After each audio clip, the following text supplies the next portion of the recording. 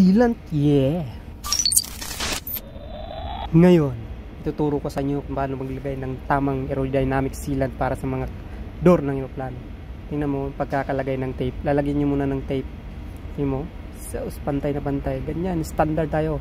A few moments later. Ngayon, ituturo ko naman sa inyo kung paano ipa-flush yung sealant. Medyo liquid yung sealant natin, kaya medyo kalat. Yan, ituturo ko sa inyo yung tamang paggagawin.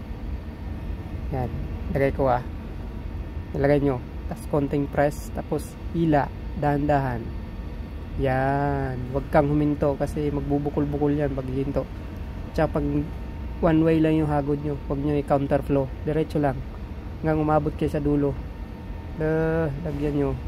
Dapat may ganyan kayong tuloy, maganda yan pag nag-apply kayo ng sealant. Tingnan mo kung gaano kalupit yan. Wag nyo i-counter flow, ganun yeah. 2,000 years later. At syempre, ito yung finished product, pang manufacturer yung dating yan kasi standard yung galawan natin. Yeah, aerodynamic sealant. Oh my God!